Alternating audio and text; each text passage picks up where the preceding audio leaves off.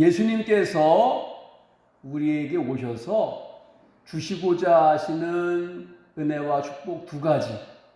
그것은 육신의 축복, 육신의 문제가 해결되는 것, 영혼의 축복, 영생을 얻고 구원을 얻는 것.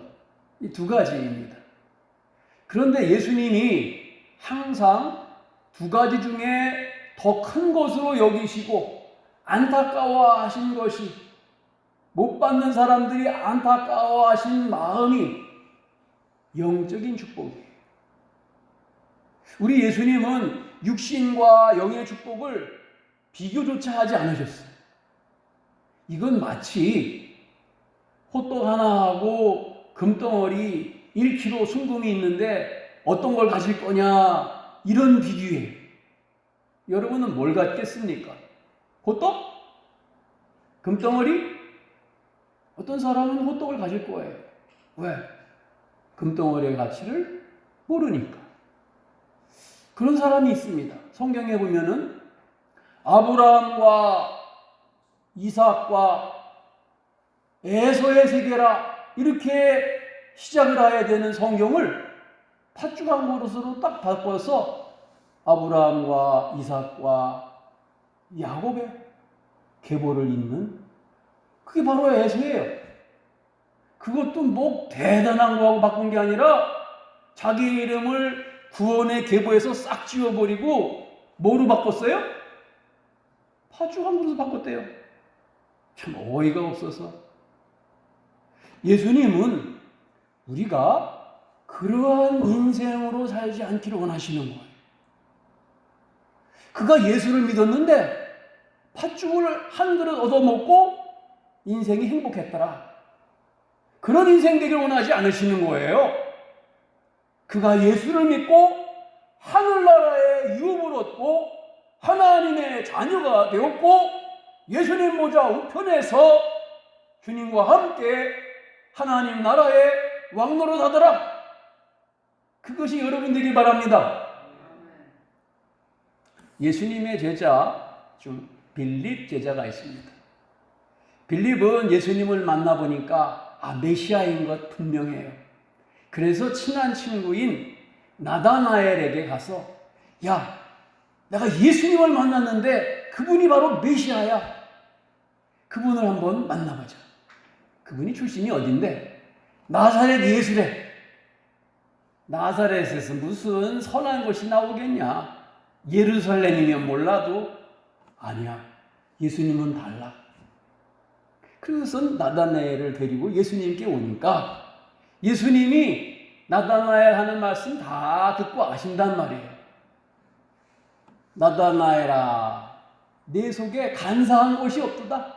참 이스라엘 후손이로다. 주님 어떻게 저를 아십니까? 내가 빌립이 나다나엘 너를 부르러 가기 전에 내가 이미 무화과 나무 아래에 있는 너를 먼저 보았다. 올 줄 알았다.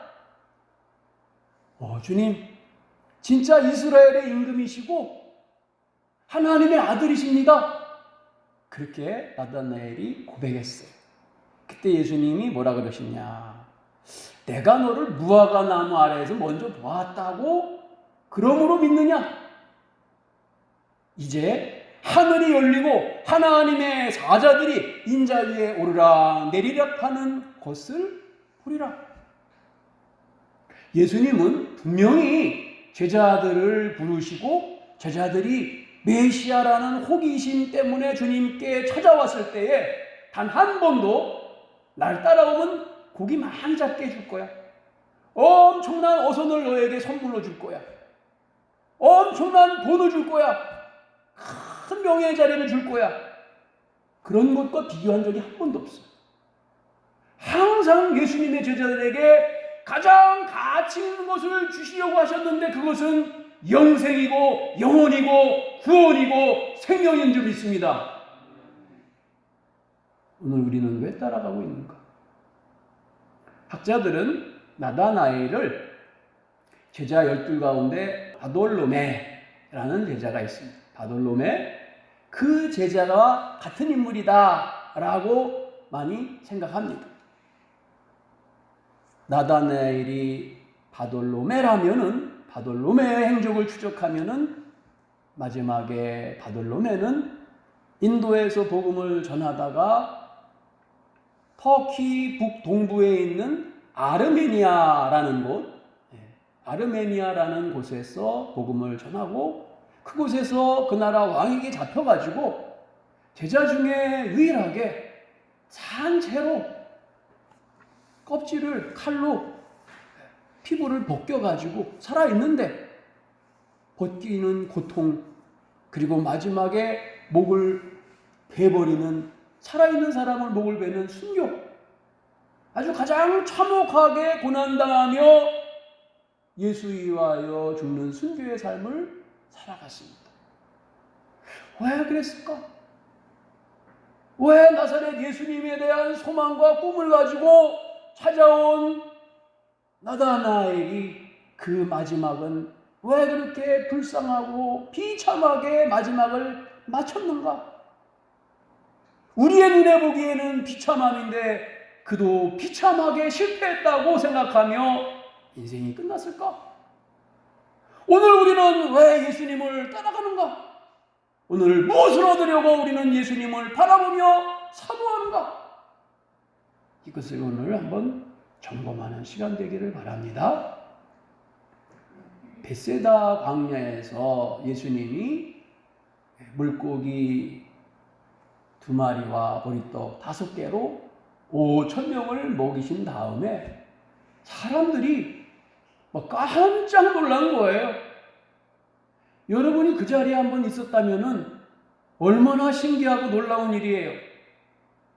오병이어의 기적으로 5,000명이 먹고 12광주리를 남겼다.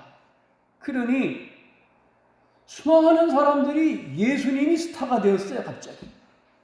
그래서 배를 타고 어떤 사람은 걸어서 애들을 손잡고 예수님이 계신 곳이 어딘가? 예수님이 계신 곳을 찾아서 예수님을 만나려고 사람들이 그냥 어마어마한 사람들이 몇만 명씩 모여들었습니다. 근데 예수님을 발견하고 수많은 사람들이 여기 예수님이 계셨군요. 예수님을 만나 반가워하고 즐거워하는데 예수님은 정작 그렇게 기뻐하지 않으시, 그렇게 반가워하지 않으시. 왜 그랬을까? 요한복음 6장 26절에 보면은 예수께서 대답하여 이르시되 내가 진실로 진실로 너희에게 이르노니 너희가 나를 찾는 것은 표적을 본 까닭이 아니요 떡을 먹고 배부른 까닭이로다. 표적을 본 까닭이 아니요.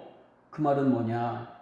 영적인 이유 때문에 날 따라오는 게 아니라 떡을 먹고 배부른 까닭이로다. 육신을 채우려는 까닭이구나. 왜 예수님 찾기에 갈망하고 열망하고 사방에서 사람들이 모여드느냐?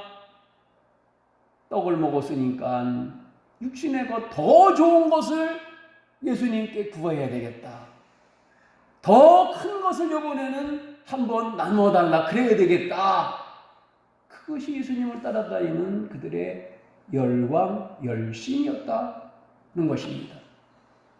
영적인 구원을 갈망하는 것이 아님을 예수님이 알고 상당히 마음 아파하시는 거예요. 왜 호떡하고 금덩어리하고 바쁘자 그럴까? 왜 팥죽 하나 하고 하나님 나라의 계보를 잇는 그 영광의 이름을 바꾸라 그럴까? 왜 이 땅의 것과 하늘의 것을 바꾸자 그럴까?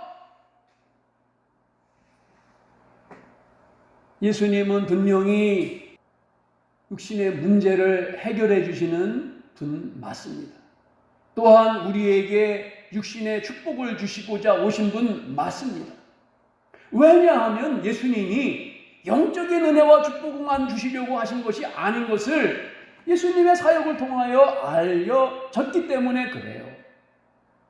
병든 자가 있으면은 애처롭게 여기시고 그 병에서 놓여서 고쳐주셨고, 수많은 배고픈 사람들, 그런 사람들을 오병이어로 먹이셨고, 귀신에게 눌린 사람이 있다면 귀신을 예수의 이름으로써 쫓아내 주셨어요. 이것은 육신의 문제를 해결해 주시기 원하시는 예수님의 마음이 분명히 나타난 것입니다. 그들에게 행복이 있었고 그들에게 감사가 있었어요. 그런데 정말로 예수님이 그들에게 주시고자 하시는 중요한 것은 무엇이었느냐? 육신의 만족과 부유함이 아니라 영적인 행복과 풍성함이었다. 하나님의 은혜 속에 들어가 영의 눈을 뜨는 것이었다. 그것은 내 영혼 구원과 하나님 나라를 소유하게 하는 그것입니다.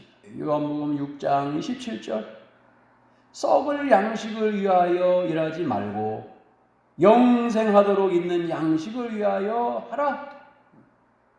썩을 양식은 이 땅 위에 육신이 살기 위한 양식입니다. 영생의 양식은 영원히 살기 위한 양식입니다.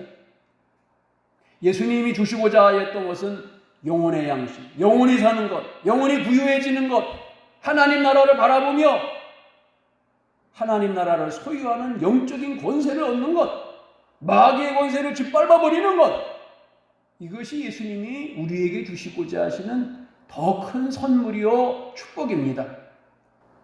예수님의 영적인 삶을 한번 여러분 보십시오. 이 땅에 사셨지만 예수님이 영적으로 어떻게 살아가셨는지, 우리는 이 땅에 살지만 어떻게 육신의 삶을 살아가야 되는지, 이것을 예수님의 삶을 통하여 조명하기를 바랍니다. 예수님은 혼자 한적한 곳을 찾으셔서 자주 기도하셨다 그랬어요. 기도 속에 하나님을 만나는 영적 생활이 날마다 열리기 때문에 그러합니다. 아버지와 만나는 시간. 많은 사람들이 육신의 행복, 육신의 돈 버는 것, 명예로 높아지는 것, 거기에만 집중합니다. 그게 나쁘다는 게 아니라 거기에만 집중하여서 주님이 주시려는 은혜와 축복도 마다하고 그것을 달라고 요구합니다. 그건 아니죠. 그것은 하나님이 주실 수가 없는 것입니다. 왜? 더 큰 것이 그것이 아니기 때문에요. 그런데 예수님은 육신의 평안보다 영혼의 행복을 위하여 사십니다. 예수님의 삶은 그 사는 이유가 십자가에 못 박혀 죽기 위한 삶이다. 육신으로 보면은 가장 사랑하는 제자 가운데 하나인 가룟 유다에게 배신당하여서 팔려가서 그래서 죽임당하는, 이 참 얼마나 아픈 상처예요. 육신적으로 보면 십자가를 지시는데 모든 인류의 죄를 다 짊어지시고, 그러니까 죄인 중에 죄인이고 괴수죄인 중에 왕초인 죄인으로 십자가에서 죽는 예수님의 모습이 육신의 모습입니다.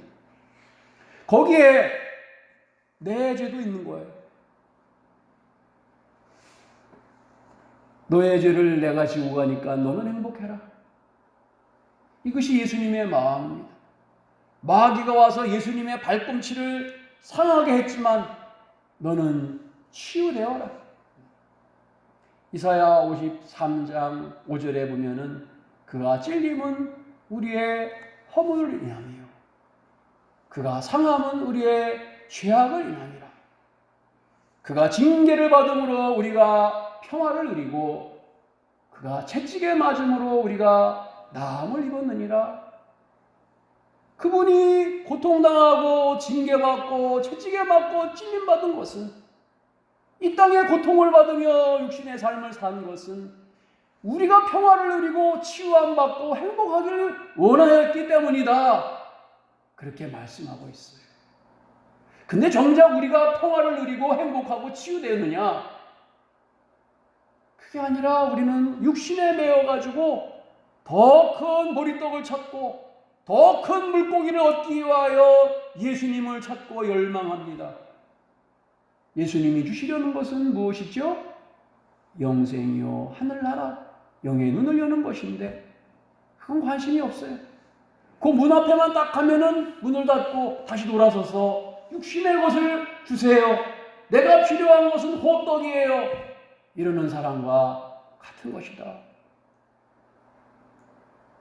데살로니가 전서 5장 16절로 18절에 항상 기뻐하라, 쉬지 말고 기도하라, 범사에 감사하라. 이는 그리스도 예수 안에서 너희를 향하신 하나님의 뜻이니라. 우리가 항상 기뻐하고 기도하고 감사하고요, 행복하게 사는 것이 예수님의 원하시는 삶이에요. 그런데 그것이 육신 안에서만이 아니라 예수 안에서의 삶인 줄 믿습니다. 착각하고 바꿔하려고 그래요. 세상 안에서 기뻐하고 감사하려고 하는 삶이 아니라 예수 안에서, 하나님 안에서 영의 눈을 뜨고 영적인 소유를 가지고 감사하려는 삶. 제자들을 위한 예수님의 마지막 기도는 이 세상에서 데려가심이 아니라 이 세상 가운데 사는데 이들이 어떻게 살기를 원하는지를 예수님이 하나님께 기도하고 있는데, 그 내용을 보면 어떤 것이냐? 이 땅에서 잘 먹고 잘 살게 해주세요. 그게 아니었어요. 나는 하지만 이들의 영혼이 악에 빠지지 않고 보존되게 해 주시옵소서. 15절에 보니까 내가 비옵는 것은 그들을 세상에서 데려가시기를 위함이 아니요 다만 악에 빠지지 않게 보존하시기를 위함이니이다. 아멘. 예수님의 관심은 육에 있지 않아요. 오로지 영에 있어요. 오로지 영에 있어요. 아, 내가 간 다음에 우리 제자들이 잘 먹어야 되는데, 굶으면 안 되는데, 매 맞으면 안 되는데, 그게 아니라 세상에서 모욕받고 고난당하면 안 되는 데가 아니라 그들이 그것 때문에 믿음 잃으면 안 되는데, 그 어려움 때문에 모욕을 받고 멸시를 받고 굶주려서 하나님 떠난다면 안 되는데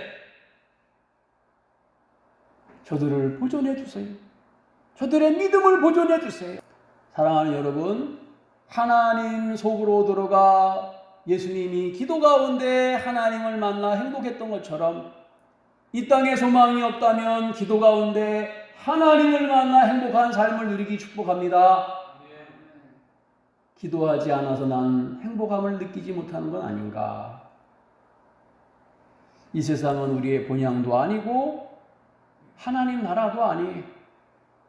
기도 속에서 그 나라 사람을 만나고 기도 속에서 하나님의 영광을 경험하는 우리가 있어야 할 장소는 하나님 안에 기도 속이라는 사실을 늘 깨닫는 영혼들이 되기를 축복합니다.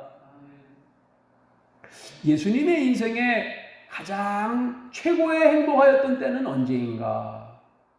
성경에 찾아보면 그 시간을 예수님의 때라는 단어로 표현하고 있어요. 예수님의 때.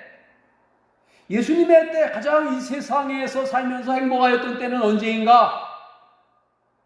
3번 예수님의 때를 언급하는데, 첫 번째 가나 혼인잔치에서 마리아 엄마가 야 예수야, 잔치인데 아직 시간이 많이 남았는데 포도주가 떨어졌다. 어떻게 하면 좋냐? 그때 어머니 마리아에게 요한복음 2장 4절에 이렇게 말합니다. 내 때가 아직 아니 이르렀습니다. 맞아요. 내 때가 아직 아닙니다. 예수님의 때예요. 자, 언젠가 예수님의 때가 무엇을 위하여서 예수님이 사셨는지. 두 번째는 요한복음에 사람들이 예수님을 잡아 죽이려고 할 때에 제자들에게 아직 내 때가 이르지 아니하였으니 유월절을 지키기 위하여 너희들이 먼저 예루살렘으로 올라가라. 제자들을 먼저 보내시고 나중에 유월절 축제에 함께 합류하셔요.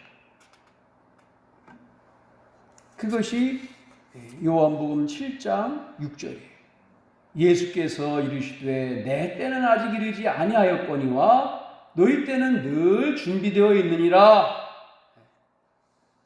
마지막 세 번째 예수님의 때 마태복음 26장 18절에 나오는데 내 때가 가까웠으니 내 제자들과 함께 유월절을 내 집에서 지키겠다 하시더라 하라.